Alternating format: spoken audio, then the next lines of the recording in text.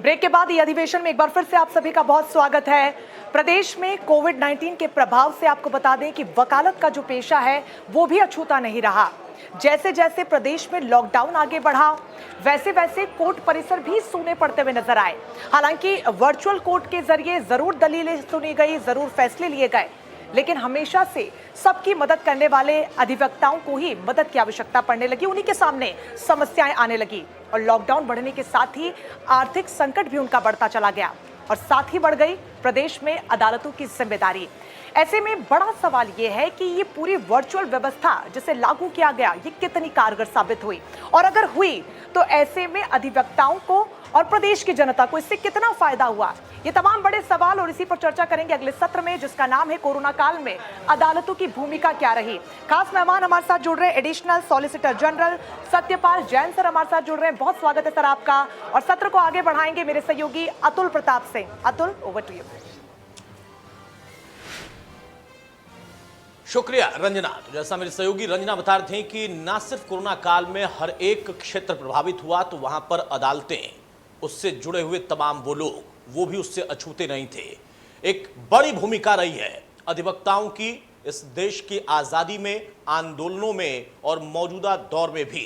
Corona काल में उन्होंने भी बढ़ चढ़कर लोगों की मदद की, लेकिन अदालतों की जिम्मेदारी अलग होती है, अधिवक्ताओं की भूमिका अलग हो जाती है। वहां पर किस तरीके से न्यायपालिका की व्यवस्था आगे बढ़ रही थी, वर्चुअल अगर बातचीत शुरू हुई या फिर किसी केस को उस पर डिस्कस किया गया तो उसमें चुनौतियां क्या आई। हमारे साथ सत्यपाल जैन साहब जो कि एडिशनल सॉलिसिटर जनरल हैं वो जुड़ चुके हैं। बहुत स्वागत है सत्यपाल जी आपका इंडिया न्यूज पर। सत्यपाल जी, सबसे पहला सवाल यही कि पूरी दुनिया पर प्रभाव पड़ा, अदालतें अछूती नहीं रह सकती थी, जिम्मेदारी बड़ी थी और चुनौती उससे ज्यादा बड़ी थी। कैसे इससे निपटना शुरू किया आप लोग ने और वहां पर समस्या क्या आई? देखिए, जब ये लॉकडाउन की घोषणा हुई उससे पहले तक सुप्रीम कोर्ट भी, हाई कोर्ट भी, बाकी सभी अदालतें नियमित रूप से काम कर रही थी। मुझे याद है सुप्रीम कोर्ट में 20 मार्च को, 19 मार्च को मध्य प्रदेश के अंदर वो जो राष्ट्रपति शासन वाला मामला था, सरकार के खिलाफ अविश्वास वाला मामला था, उसकी आखिरी सुनवाई हुई थी और मैं भी उसमें, उस कचहरी में, उस केस में शामिल था बहस के दौरान। और मुझे मालूम है बहस होते होते जब पता लगा कि भाई कोरोना बढ़ता जा रहा है और लॉकडाउन की कंडीशन आ रही है, अदालतें बंद करनी पड़ रही हैं, तो अच्छे अच्छे वकीलों ने, मैं नाम नहीं लेना चाहता, उन्होंने जज साहब को कहा कि जज साहब देखिए, आप तुरंत इसकी सुनवाई पूरी कीजिए और इसका कोई दूसरा रास्ता निकालिए, क्योंकि केस हो या ना हो, हम नहीं चाहते कि चाहे वकील हो, चाहे मुवक्किल हो, चाहे जज हो, उनकी जान पर खेला जाए, उनकी जान को खतरा हो। बिल्कुल। और उसके 2-3 दिन के बाद फिर सब जगह लॉकडाउन शुरू हुआ। लेकिन जैसा आपने कहा, लॉकडाउन जान बचाने के लिए बहुत आवश्यक था, समय पे डिक्लेयर हुआ, सारी दिशा उसके बाद चली। लेकिन इसके साथ साथ कुछ मामले ऐसे थे, कुछ केस ऐसे थे जो बहुत लंबे अरसे तक सुनवाई से रुक नहीं सकते थे।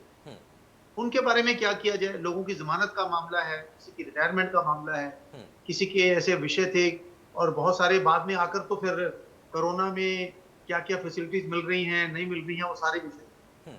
तो देश की अदालतों ने, सुप्रीम कोर्ट ने जो शुरू किया वर्चुअल हियरिंग, वीसी के माध्यम से यह सुनवाई शुरू हुई। और मैं आपको सच बता रहा हूँ, शुरू में जब सुनवाई हुई, मेरे जैसे आदमी को भी बड़ा अजीब सा लगता था कि कहाँ अदालत में जाते हैं, लिफाफा लेकर जाते हैं, किताबें लेकर जाते हैं, हमारा मुंशी हमारे पीछे पीछे आ रहा है, बड़े बड़े बैग, दूसरी साइड के हमारे 2-2 घंटे, 3-3 घंटे बहस होती थी, तो ये कैसे हो पाएगा? लेकिन वो चला और ना सिर्फ सुप्रीम कोर्ट में बल्कि देश भर में, हाई कोर्ट्स में, डिस्ट्रिक्ट कोर्ट्स में, सब जगह ये वर्चुअल सुनवाई चली। और मैं समझता हूँ कि पूरा जो काम सुप्रीम अदालतों को इस दौरान में करना चाहिए था, ये तो कोई नहीं कह सकता कि भी जितना होना चाहिए था उतना हुआ है, तब भी बहुत काम, बहुत सारे आवश्यक मामले जो इस दौरान होने चाहिए थे वो हुए, वर्चुअल कॉन्फ्रेंस से हुए। और मैं समझता हूं कि एक नया एक्सपेरिमेंट लीगल फील्ड में भी आया है, सुनवाई फिजिकली हो या वर्चुअल से भी हो सकती है। बिल्कुल सही कहा आपने सत्यपाल जी कि जो एक नया एक्सपेरिमेंट आया उससे भी हमें कई आगे के लिए तैयारियों करने का मौका मिल पाएगा या हम प्रिपरेशन कर पाएंगे। लेकिन आपने जब ये कहा कि खुद आपको भी लगता था कि कैसे अब हम वर्चुअल कर रहे हैं, हमारी तो पहचान यानी अधिवक्ताओं की पहचान ही यही होती है। और कहा भी जाता है आमतौर पर कि जब अधिवक्ता आता है और उनके पीछे पीछे उनके मुंशी आते हैं, या खुद अगर अधिवक्ता अपनी फाइलें लेकर आते हैं, जितना बड़ा बंडल होता है वो उतना बड़ा अधिवक्ता होता है। वो फीलिंग इस वक्त वर्चुअल दौर में शायद नहीं आ पा रही होगी, लेकिन एक नया एक्सपीरियंस जरूर हुआ है। एक बड़ी आम सी चीज है हमारे देश में, और ये कहा जाता है अदालतों पर बोझ बहुत है। निचली अदालत से लेकर सर्वोच्च अदालत तक कोरोना काल के पहले ही करोड़ों केसेस की पेंडेंसी थी, और फिर कोरोना की वजह से और खासतौर से सेकेंड स्ट्रेन में, जिसमें बहुत ज्यादा जजेस भी प्रभावित हुए हैं, अधिवक्ता भी प्रभावित हुए, मीडिया कर्मी भी प्रभावित हुए, हर क्षेत्र पर इसका ज्यादा असर पड़ा। वो पेंडेंसी किस तरीके से आप देख रहे हैं कि क्या बहुत ज्यादा बढ़ गई है, या वर्चुअल संवाद के जरिए, वर्चुअल हियरिंग के जरिए कम से कम उसको एक रेशियो में मेंटेन किया गया? देखिए, वर्चुअल कॉन्फ्रेंस की हेयरिंग के दोनों अनुभव आए। मैंने कहा दोनों अनुभव आए। एक अनुभव ये आया है कि जितने केसों की सुनवाई फिजिकल में हो पाती थी, लिस्ट हो पाते थे, उतनी लिस्टिंग नहीं हो पाई। ये बात सही है, बिल्कुल। उतने केस नहीं हो पाए, ये सत्य है। लेकिन एक दूसरा भी सत्य है, और वो सत्य ये है कि वकील जब फिजिकल हियरिंग में जाते थे, जैसे हमारा पंजाब हरियाणा हाई कोर्ट है या सुप्रीम कोर्ट है, तो केस की बहस में एक कोर्ट से दूसरी कोर्ट में जाते जाते भी आपको समय लगता था, आपका सामान जाने में समय लगता था। बिल्कुल। और मान लीजिए मैं चंडीगढ़ में बैठा हूं, दिल्ली में मैटर है, तो एक दिन पहले जाओ, केस करो, नेक्स्ट डे लौट के आओ। वर्चुअल से एक बात जो सामने आई है, समय बहुत बचता है। Number 2, argument to the point होती है, क्योंकि आप वर्चुअल में आपको डर रहता है कि पता नहीं कहीं अचानक इंटरफेरेंस ना हो जाए, बीच में कहीं इंटरेक्शन ना हो जाए, जैसा ना कहीं बंद कर दें। तो जो कई बार हम वकील बहस करते समय जिसे बोलते हैं ना, भूमिका भी मानते थे, दाएं बाएं बट परंतु लेकिन किंतु भी कई बार हुआ करता था। हाँ। तो वो कम होकर टू दी पॉइंट पर ज्यादा आए। तीसरा, जो सारे देश भर में वकील बड़े जाते थे, छोटे जाते थे, सभी लोग बड़े छोटे, सब वकील बड़े भी हैं, सब छोटे भी हैं, वो जाते थे, उसमें ट्रैवलिंग में बहुत टाइम वेस्ट होता था। वो सारा टाइम भी अब बचा है। आज अपने डेस्क पर बैठे हुए, मैं जहां बैठा हूं, इसी कंप्यूटर पर मैंने चंडीगढ़ में बैठे हुए सुप्रीम कोर्ट में, मणिपुर हाई कोर्ट में, राजस्थान हाई कोर्ट में और कई जगह यहीं से केस आर्ग्यू किए और आर्ग्यू किए हैं, और उससे समय बचा है, टू दी पॉइंट आर्गुमेंट। जहां तक सवाल है एरियर्स का, जी, ये बहुत गंभीर मामला है। मैंने 1980 में प्रोफेशन ज्वाइन किया था, 40 वर्ष से ऊपर का पसंद हो गया। उससे लेकर आज तक 41 वर्ष के जीवन में कभी भी एक दिन ऐसा नहीं आया जब हम ये कह सकते हैं कि अब हमारे कोई एरियर्स नहीं, ना मेरे हाई कोर्ट में, ना सुप्रीम कोर्ट में। और जैसी स्थिति लग रही है, शायद आने वाले दौर तक जब मेरा बेटा वकील मेरी उम्र में आ जाएगा, शायद वो भी यही बात कहेगा जो मैं आज कह रहा हूं। एरियर्स को रिड्यूस करने का एक दूसरा कारण भी है, वो है जजेस की वैकेंसी। बिल्कुल। आज हिंदुस्तान के हाई कोर्ट में लगभग 1000 के करीब जजेस की स्ट्रेंथ है हाई कोर्ट की। इनमें से लगभग 400 वैकेंसीज पड़ी हुई है। बिल्कुल। सुप्रीम कोर्ट में 34 जजेस की इस समय वैकेंसीज की सैंक्शन स्ट्रेंथ है। 7 वैकेंसी सुप्रीम कोर्ट में है इस समय। और जो डिस्ट्रिक्ट नीचे वाली जुडिशरी है, लोअर जुडिशरी, आमतौर पे जुडिशियल रिफॉर्म्स में उसका जिक्र बहुत कम होता है डिस्ट्रिक्ट लेवल पर, हालांकि वो बेसिक इंस्टीट्यूशन। जो केसेस बढ़े हैं उसके कई कारण हैं, और उसमें एक कारण जजेस की कम संख्या भी है। बिल्कुल बिल्कुल जी, बहुत अच्छी बात आपने कही, और आपने एक पॉइंट ये भी कहा जो कि आमतौर पर सभी को पता है, जो भी अगर इस सेक्टर को समझता है, जानता है कि जजेस की कमी है, ये अपने आप में केसेस की पेंडेंसी को बढ़ाने का सबसे बड़ा कारण है। इसको लेकर तमाम सरकारों में कवायद की गई, कई बार ये मामला उठा, लेकिन शायद उतनी सफलता नहीं मिली। लेकिन जो आपने कहा कि इस वर्चुअल हियरिंग से 2 तरह की चीजें निकल कर आई, 2 एक्सपीरियंस हुए, निगेटिव भी है थोड़ा सा, पॉजिटिव ज्यादा है।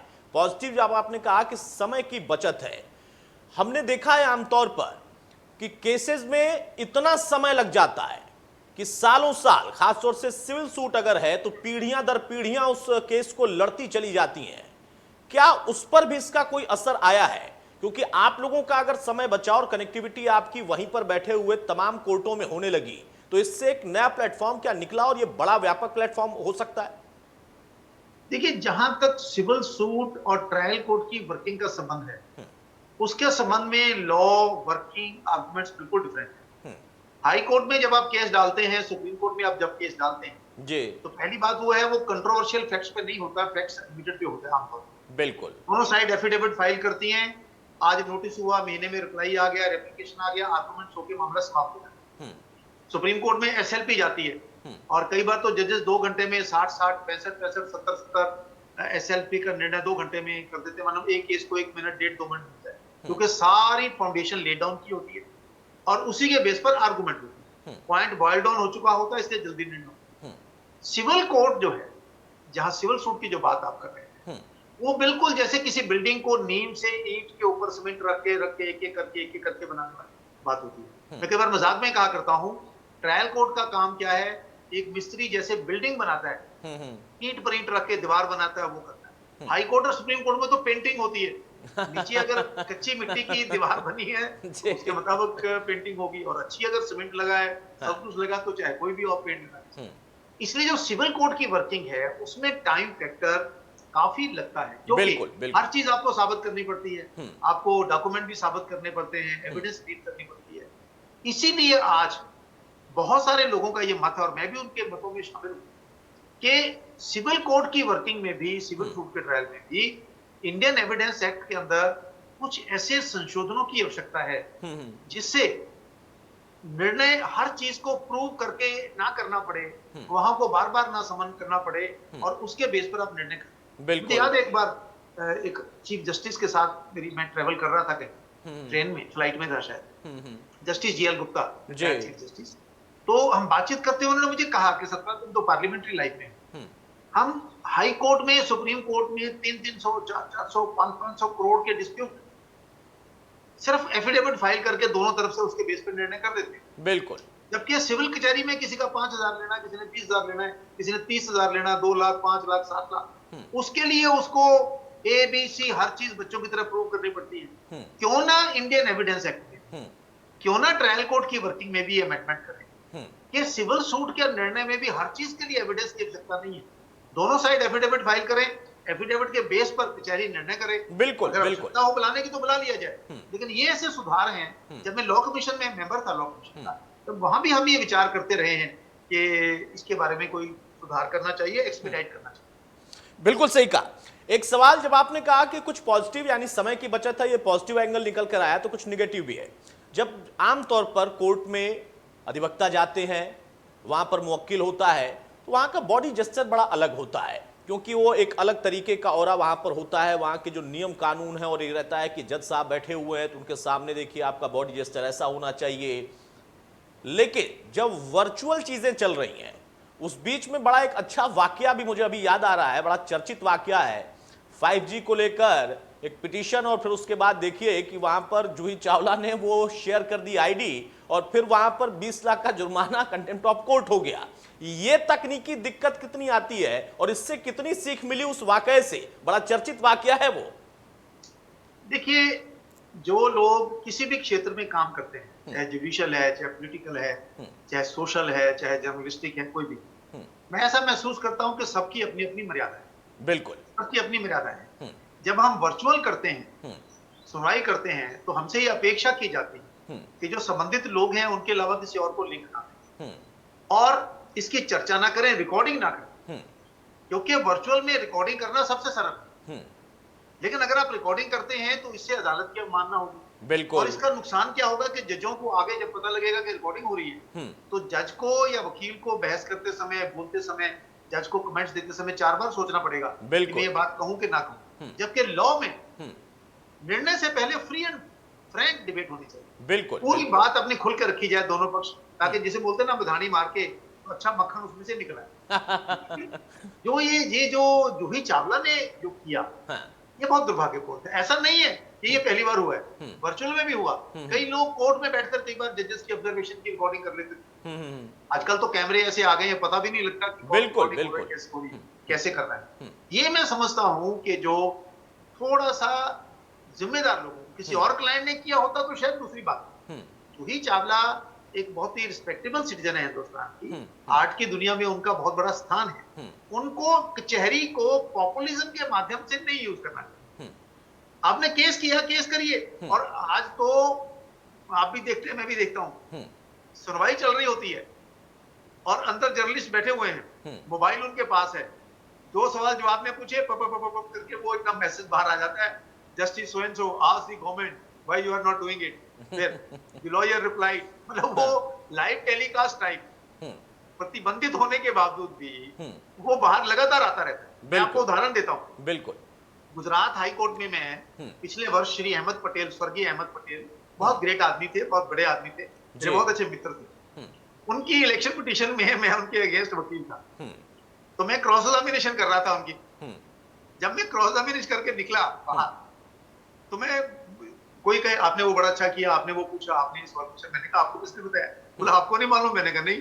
बोला जो अंदर जर्नलिस्ट बैठे हुए थे, जो ही आप सवाल पूछते थे तो वो सतपाल जैन क्वेश्चन करके बाहर चला गया, जो रिप्लाई आया वो बाहर जा रहा था। पूरा सारा गुजरात अपने घरों में टीवी पर बैठे हुए उसको देख रहा था और सुन रहा था। यानी इतनी वो चीज आपके बिना कहे, आपके बिना जानकारी के भी होती रहती। बिल्कुल बिल्कुल। जूही चावला को उससे संकोच करना चाहिए था। और फाइन जो लगता है, बेचारी जब सजा देती है उसके दो कारण होते हैं। एक तो जिसने कोई गलत बात की है उसको सजा मिले ही मिले, दूसरा बाकियों को भी संदेश जाए। बिल्कुल, बाकियों को संदेश जाए। और इसलिए मैं समझता हूं कि जूही चावला का हुआ, कोई और हीरोइन या हीरो आया होता, ये 20 लाख थे तो वहां 25 लाख हो जाते, 30 लाख हो जाते, हो सकते थे। जी बिल्कुल बिल्कुल। और देखिए आपने ऐसा कहा कि अगर कोई जिम्मेदार व्यक्ति है तो उसको तो खासतौर से इसका ख्याल रखना चाहिए। और वो उस वक्त जब वाकया हो रहा था तो जूही चावला के चेहरे पर वो भाव आ रहे थे, उनको लग रहा था कि बड़ी गलती हो गई, क्योंकि उनके फैंस गाने पर गाने बजा रहे थे और वो बेबस थी, कुछ कर नहीं पा रही थी। बहरहाल सत्यपाल जी, अब यहां पर जो सवाल आता है कि अधिवक्ताओं पर भी बहुत बड़ा प्रभाव है। अगर हम इस सेक्टर को देखें तो आमतौर पर पूरे देश को देखें, आज की पीढ़ी में बहुत सारे जो लॉयर्स हैं, जो बच्चे अब इस क्षेत्र में जा रहे हैं, वो कॉर्पोरेट सेक्टर की तरफ जा रहे हैं। लेकिन जो हमारी परंपरागत जुडिशरी सिस्टम है, उससे जुड़े हुए जो लोग हैं, उनमें एक बड़ा अंतर आता है। एक तबका होता है और वो बड़ा तबका है कि वो लगातार सालों साल प्रैक्टिस करता है, लेकिन वो मुकाम उसका नहीं बन पाता है। और कुछ लोग होते हैं जिनका मुकाम बन जाता है, उनके बड़े चैम्बर होते हैं, उनकी बड़ी व्यवस्था होती है, बड़ा नाम हो जाता है। वो जो वर्ग है वो इसमें प्रभावित हुआ है, जो कि प्रतिदिन के हिसाब से मुवक्किल के लिए लड़ता है वहां पर, और उससे उसकी भी आमदनी होती है। क्योंकि एक आमतौर पर देखें तो ये जो पेशा है, व्यवसायिक पेशा है एक अधिवक्ता के लिए, उनकी मदद आप लोगों ने कैसे की और उनकी चुनौती कितनी बढ़ गई? आर्थिक पैमाने पर सवाल पूछ रहा हूं मैं। देखिए, हर प्रोफेशन में, हर फील्ड में, चाहे वो पॉलिटिकल है, चाहे सोशल है, चाहे जुडिशियल है, चाहे कोई भी, तीन तरह के लोग होते हैं। एक तो वो है, जैसा आपने कहा, वकील, जिनके पिता, दादा, बाबा, चाचा बहुत कामयाब वकील हैं, बहुत नोन है उनका नाम। जो ही आपने ज्वाइन किया प्रोफेशन, 1-2 महीने में आप वहां पहुंच जाते हैं जहां दूसरे वकील 5-5 साल भी नहीं पहुंच पाते। बिल्कुल। जैसे मतलब कहते हैं ना, ये बाटा शो कंपनी है, वो एक चली हुई दुकान है, उसमें कोई भी अगर आएगा तो कस्टमर तो पहले से आ ही रहा है। बिल्कुल बिल्कुल। दूसरे वकील वो हैं जो अपने परिवार में उनका धन संपत्ति की स्थिति अच्छी है, लेकिन वकालत कर रहे हैं नए वकील, उनको भी जब क्राइसिस आता है तो कम से कम रोटी की और बाकी की चिंता उतनी नहीं होती जितनी बाकियों को होती है। तीसरी श्रेणी उन लोगों की आती है जो अपने परिवार में पहले वकील हैं, जिनके पिता, चाचा, ताया कभी वकील नहीं थे, जिनकी अभी नई नई वकालत शुरू हुई है, शादी हुई है, बच्चा हुआ है और अभी नई नई शुरुआत है। उनके लिए सबसे अधिक संकट में स्थिति कोरोना के अंदर रही, क्योंकि खर्चे बराबर के हैं। बिल्कुल बिल्कुल। आमदन बंद हो गई है और बहुत दिक्कत उनको आई। इसलिए बार काउंसिल्स ने सुप्रीम कोर्ट में भी, बाकी जगह पर भी थोड़ी बहुत उनकी सहायता के लिए आर्थिक सहायता इकट्ठी की, थोड़ा बहुत उनको सहायता देने का प्रयास किया, जितना हो सकता था उतना किया। लेकिन मैं समझता हूं कि ये बहुत ही कठिन दौर था और इसका दुख और कष्ट वही समझ सकता है जिस इस दौर से जो गुजरा है। और दूसरी बात क्या है कि वकील एक इंटेलेक्चुअल सेक्शन को बिलोंग करता है। वकील एक सम्मानित प्रोफेशन है। बाकी आदमी, अगर मान लो आपको कोई आप छोटा मोटा बिजनेस करते हैं तो किसी रिश्तेदार से पैसे मांग लोगे, किसी और से मांग लोगे, कुछ कर लोगे। वकील की वो स्थिति भी नहीं होती। बिल्कुल। वकील किसी से मांग भी नहीं सकता है, उसमें भी उसको लगता है कि मेरा जो पद है, मेरी प्रतिष्ठा है, उसके ठीक नहीं होगा। इसलिए इस संकट से हम काफी गुजर रहे हैं। मुझे लगता है कि हर क्राइसिस से आदमी सीख कर निकलता है, हर संकट से आदमी नए दौर के लिए सबक लेकर निकलता है। तो आने वाले दौर में जब थोड़ा माहौल शांत होगा तो ये भी एक विषय आएगा कि अगर आगे ऐसी स्थिति आती है तो उसमें इन लोगों को कैसे मदद। सत्यपाल जी, एक उदाहरण मैं दे रहा हूं, जैसे उत्तर प्रदेश में इलाहाबाद के बाद लखनऊ बेंच, जो कि इलाहाबाद हाईकोर्ट का हिस्सा है, लेकिन फिर मांग उठती है उत्तर प्रदेश का जो पश्चिम इलाका है कि वहां के लिए एक अलग बेंच हो। क्या पंजाब, हरियाणा, यहां पर भी कुछ इस तरीके की डिमांड्स हैं जो कि लगातार पहले से शुरू हो चुकी है, मांग के तौर पर उनको रखा गया, या अभी जो व्यवस्था चल रही है दोनों प्रदेशों के लिए उससे सभी सहमत हैं और उसका पूरा लाभ मिल रहा है? देखिए, मैं इसको बिल्कुल दूसरी दृष्टि से देखता हूँ। दुर्भाग्य से इस देश में राजनीतिक नेताओं की आदत है, वो हर चीज का राजनीतिकरण कर देते हैं। आप अगर हरियाणा के तो आप कहेंगे नहीं नहीं हरियाणा का अलग हाईकोर्ट होना चाहिए। आप अगर पंजाब के आप कहेंगे नहीं नहीं ज्वाइंट होना चाहिए। चंडीगढ़ के तो कहेंगे नहीं तो हमारा चंडीगढ़ का अलग से होना चाहिए। और यानी ऑब्जेक्टिविटी, अदालत की आवश्यकता कहां पर है, इसका निर्णय पॉलिटिकल डिमांड पर नहीं होना चाहिए। बिल्कुल, इसका निर्णय इस बात पर होना चाहिए कि वहां कितने मुकदमे हैं, क्लाइंट को कितनी दूर ट्रेवल करना पड़ता है, क्लाइंट को कहां जाना पड़ता है। अभी आपने इलाहाबाद का जिक्र किया, वहां लखनऊ। मैं माननीय प्रधानमंत्री श्री नरेंद्र मोदी जी जो वाराणसी से चुने गए थे, दोनों बार उनके खिलाफ चुनाव याचिका हुई और मैं उनका वकील था, तो मैं यहाँ से इलाहाबाद हाईकोर्ट में पेश होने जाता था। लगातार मैंने वो केस लिखा। कई बार मैं जाता था वहां, जब लैंड किया वहां पहुंचे रूम में तो पता लगा कि कल तो स्ट्राइक है। मैंने कहा क्यों? बोले जी वो किसी ने बयान दे दिया है कि गाजियाबाद में एक बेंच होना चाहिए हाईकोर्ट, तो यहाँ वालों ने स्ट्राइक कर दी। अगली बार गया तो पता लगा कि किसी मंत्री ने कह दिया कि नहीं नहीं गाजियाबाद में नहीं जाएगा, तो इलाहाबाद वालों ने स्ट्राइक खोल दी, गाजियाबाद वालों ने स्ट्राइक शुरू कर दी कि भाई हमारे यहाँ क्यों नहीं होगा। यानी इस पे निर्णय मैं इसके पक्ष में हूँ, न्यायालय अधिक होने चाहिए। बिल्कुल बिल्कुल। सुप्रीम कोर्ट का भी खाली दिल्ली में रहे, मैं इसके पक्ष में नहीं। हमारे बेंच भी साउथ इंडिया में होने चाहिए, नॉर्थ में होने चाहिए। बल्कि मैं तो कहता हूं कि चंडीगढ़ में भी, जम्मू कश्मीर, पंजाब, हरियाणा के लिए चंडीगढ़ में भी सुप्रीम कोर्ट का बेंच हो सकता है। क्यों ना हो यहाँ? बिल्कुल। क्यों यहाँ के लोग 250-300 किलोमीटर ट्रेवल करके जाएं?